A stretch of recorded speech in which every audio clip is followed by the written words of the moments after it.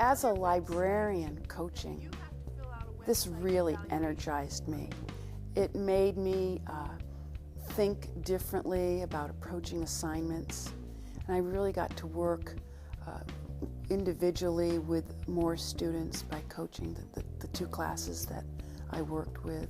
I had to myself find comfort in not knowing all of the answers and feeling comfortable with learning with the teachers I was coaching, or allowing them to feel like they could also contribute in sharing their expertise. These are teachers that have been teaching for a long time, and so there's some reluctance to change what they've been doing. After a while, it's that excitement of, okay, let's try something new. In the meetings themselves would often just be an exchange of ideas in the hallway or in the staff room.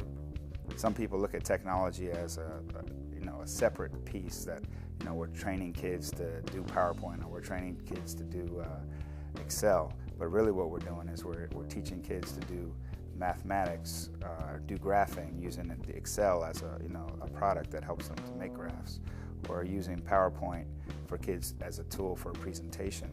It's an incredibly rewarding experience to have an effect on the way somebody else teaches, and to help them to understand how important it is for students to find ways to take ownership of their learning, and teaching through technology is the best way I've ever seen of doing that.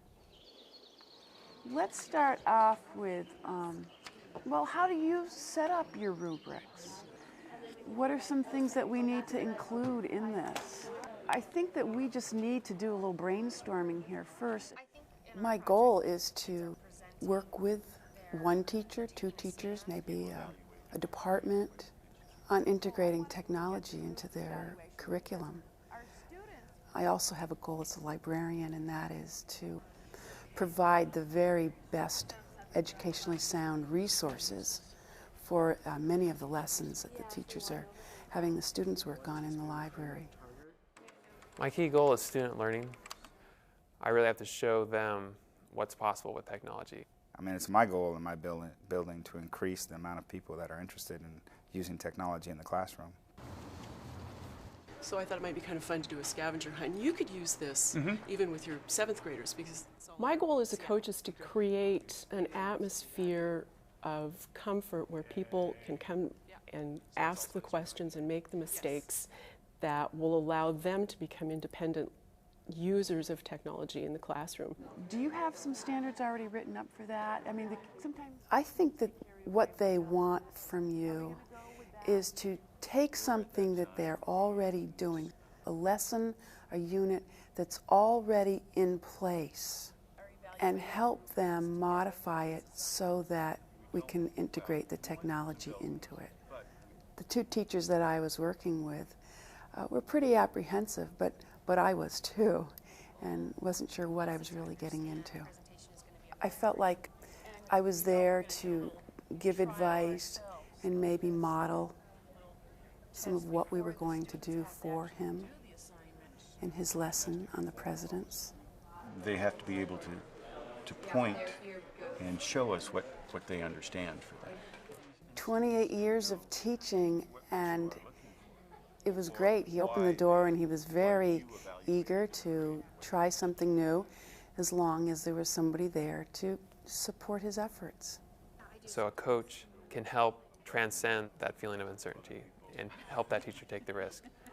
And so every week I would be meeting with those teachers, looking at the lessons that they had planned, lessons that they had designed around the standards, sitting down and looking at ways to integrate technology into what they were already doing. This end that you're holding, it goes right here. So if you put it backwards, it won't fit. There you go. Coaching for me has taken many forms. This is going to connect the projector to the computer. Of course, a big part of my job has been to teach teachers new technology tools. A feel for what would be the best position for the focus. Technology is very important for ESL students. But sometimes it's just simply being a good listener and being someone that they can bounce off ideas with. So I do strive to be productive in our time together and to give them a positive experience. And I think they continue to come back because they do enjoy learning as they do their job. I don't remember how to do the slides, the show. The show. Sometimes I'm a teacher, a guide. A lot of the time, it's my job to stand behind somebody and walk them through the process of using some piece of technology or learning a piece of software. I have to fix that one. Yeah, maybe. Oftentimes it's a responsibility too to let people know that you're not an expert in something, but you're willing to learn alongside them. And I think that's a very powerful lesson for people to see. There was something to control the speed. There is. Okay, how can I do that? There is no right or wrong way, and there's no one way in every building. A lot of it depends on your knowledge of the colleagues that you have and your relationship with them. Oh, cool. Oh, that's cool. It's incredibly important to start out by just creating the relationships. Once people start to trust you, then they'll start to ask you questions, and they'll start to come to you looking for leadership.